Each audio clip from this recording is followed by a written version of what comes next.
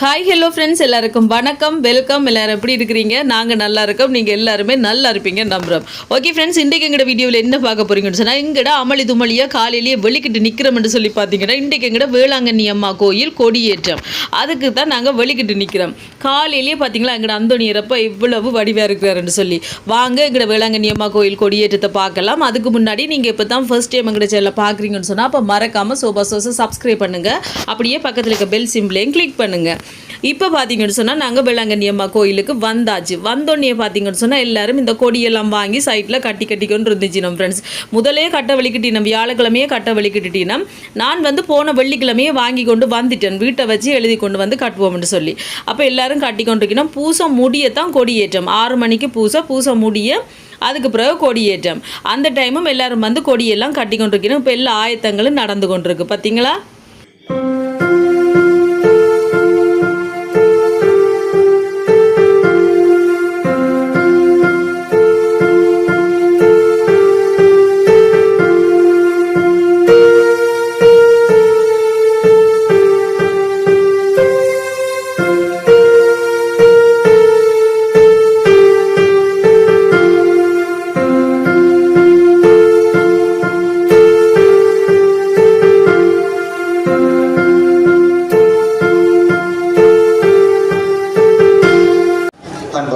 சகோதர சகோதரிகளே,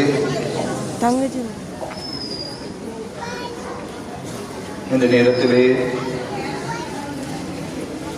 விசேட விதமாக இந்த கொடியையும் கொடி மரத்தையும் எங்கள் குழுமே இருக்கின்றோம். இந்த நேரத்திலே எங்களை அன்னையினுடைய பாதத்திலே வைத்து ஜெபிப்போம். எவ்வாறு இந்த கொடி மரத்திலே இந்த கொடியானது ஏற்றப்படுகின்றதோ, வானத்தை நோக்கி உயர்த்தப்படுகின்றதோ, அதே போல எங்களுடைய இதயங்களும் இறைவனை நோக்கி, ஆண்டவரை நோக்கி உயர்த்தப்பட வேண்டும் என்று சொல்லி மன்றாடுவோம். எங்களுடைய எல்லா விதமான விசேட தேவைகள், விண்ணப்பங்கள் எல்லாவற்றையும் அன்னையினுடைய பாதத்திலே வைத்து ஜெபிப்போம்.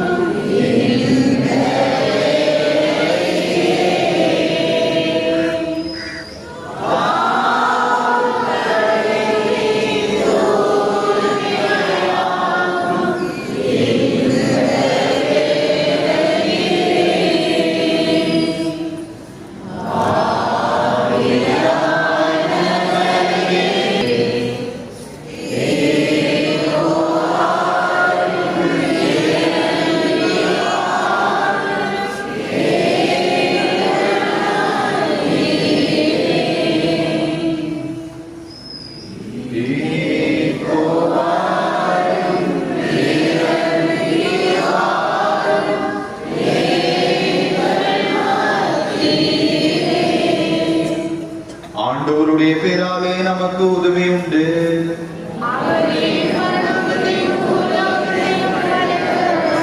ஆண்டவர் உங்களோடு இருப்பாராக. மன்றாடுவோமாக. இறைவா, மக்கள் தங்கள் பாதுகாவலரின் திருநாளை கொண்டாட தயார் செய்திருக்கும் இக்கொடி உயர ஏற்றப்படுவது போல் உயர்த்தப்படுவனவாக.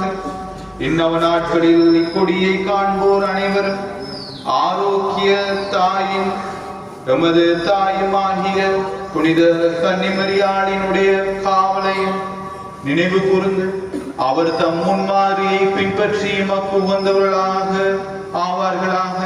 எங்கள் ஆண்டவராய கிறிஸ்து வழியாக உம்மை இறந்து மன்றாடுகின்றோம். விண்ணுலகில் இருக்கிற எங்கள் தந்தையே, உமது பெயர்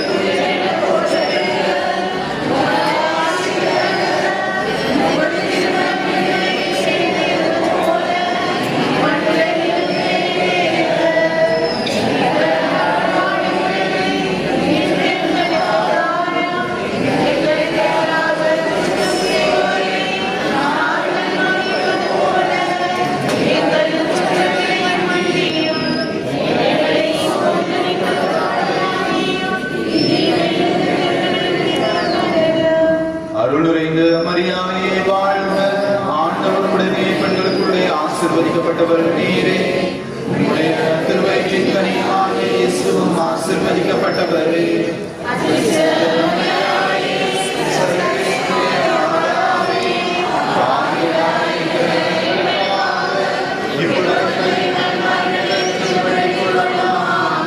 அருளுரைந்த மரியாதையே வாழ்க. வயிற்றின் கனியான இயேசுவும் ஆசீர்வதிக்கப்பட்டவரே.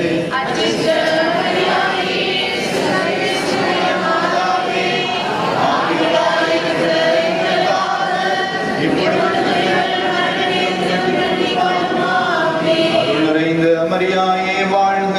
ஆண்டவருடனே பெண்களுக்குள்ளே ஆசீர்வதிக்கப்பட்டவள் நீரே. உம்முடைய திருவயிற்றின் கனியமான இயேசுவும் ஆசீர்வதிக்கப்பட்டவரே.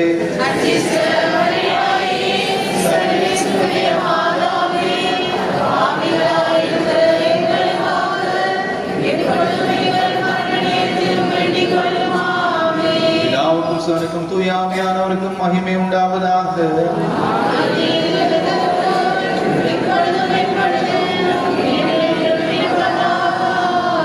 ஆண்டவர் உங்களோடு இருப்பாராக. இறைவன் தந்தை மகன் தூய ஆவியாரை கொடிமரத்தின் அனைவரையும் ஆசீர்வதித்து அனைத்து தீங்கும் பாதுகாத்து நடத்தி சொல்வாராக.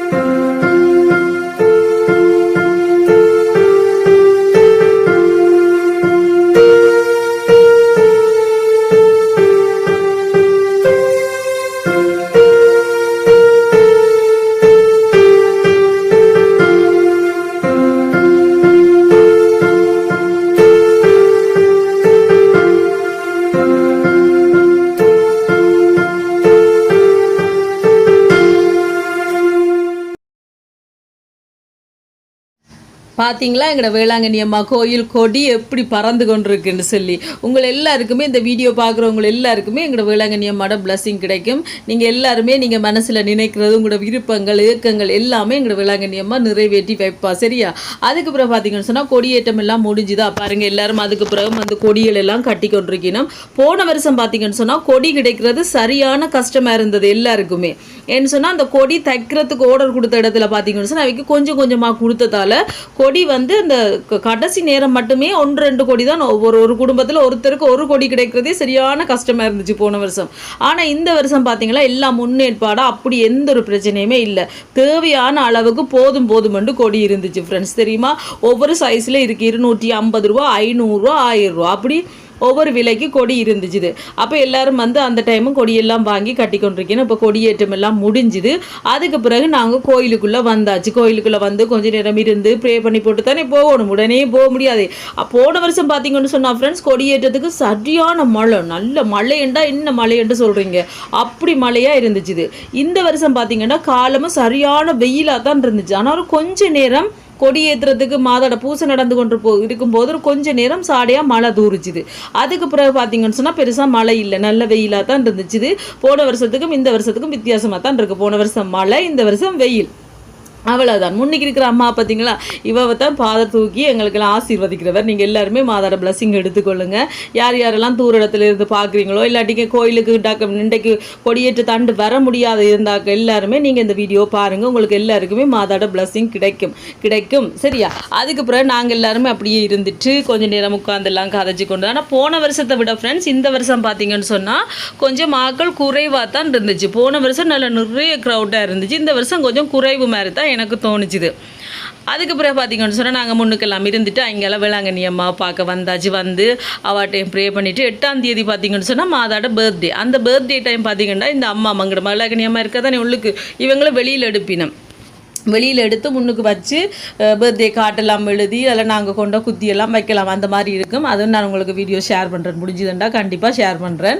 அந்த மாதிரி நடக்கும். நான் போன வருஷம் போட்டிருந்தேன் வீடியோ.